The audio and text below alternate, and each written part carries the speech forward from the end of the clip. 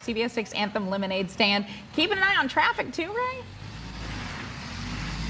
I am keeping an eye on the roads. You know, we always have to keep the eye on the roads. Well, as you're making your way home this afternoon, we're going to look here at the cameras. Out there, 95, traffic is moving very smoothly right there. You're not going to run into any problems. We normally see some delays right there in the Bryant Park interchange, but again, you have the green light. We normally see some delays along Broad Street. Not picking up those either here. The Rapid Transit bus line is launching Sunday, along with GRTC's revamped routes. You know, our Raymond Hawks has his finger on the pulse of Richmond today. He took a little ride, and he joins us live from inside the bus. And Ray, we were watching you were Facebook Live riding around. How'd it go? Julie, it was so much fun, and we're still on the bus. We're right here now at the VCU and VUU district right here in the area, so we're going to continue our way back up West Broad Street. Now, the entire project took about almost 2 years to complete here in this area, 7.6 miles, and a price tag of over $64 million is what's going to actually come to in just 3 days. I posted the same message on Instagram to my friends in North Carolina and South Carolina. Just because it was Florence, I don't want to be attending baby showers in 9 months later, yeah. In April. Probably will.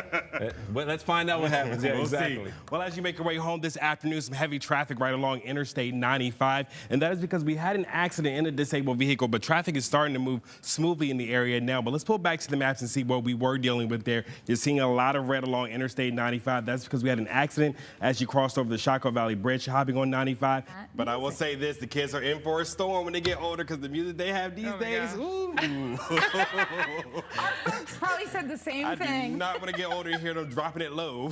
So as you make your way home this afternoon, heavy traffic along Interstate 95. It's just stop and go traffic, so it shouldn't cause too many delays for you this evening. So let's pull back to the maps and see what we're dealing with. There's that stop and go traffic right there along Interstate 95 and 64 east of the west end as you're heading to the Bryant Park interchange. We're out here in the Museum District, and you can see right now this is just a sheet of ice. Broad and Boulevard, so just over a minute 38 seconds. Broad and Tilden, a minute 30.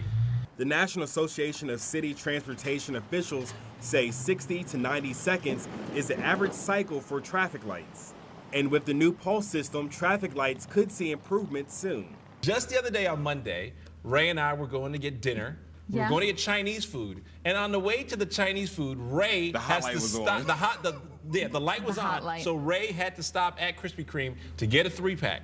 And he ate 2 like that while it was still hot. It was burning his fingers.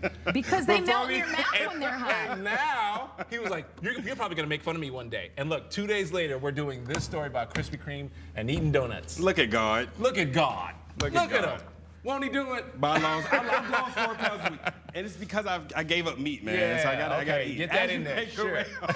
This afternoon, traffic is moving smoothly right along Interstate 95, northbound and southbound, where we normally see some delays over the Chaco Valley Bridge. We're not picking up traffic there either. Numerous streets and roads across central Virginia have been shut down either because of floodwaters, toppled trees, or because of downed power lines. CBS 6 traffic reporter Raymond Hawks is live to tell us about the places you still want to avoid tonight driving, right?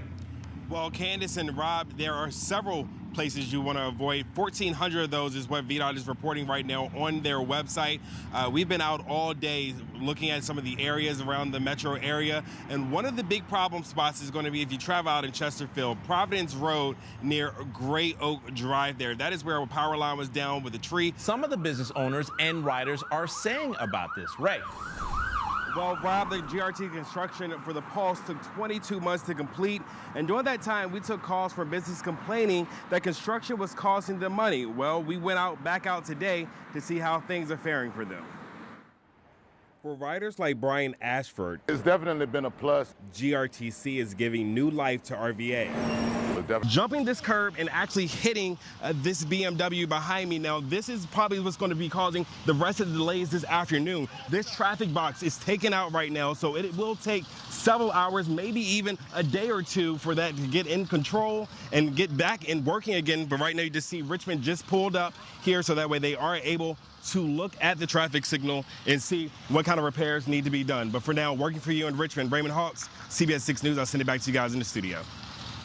Richmond, do not get that idea. You just got pulse. we got to get Broad Street together first. Do not get that idea. Let's get that up and running first.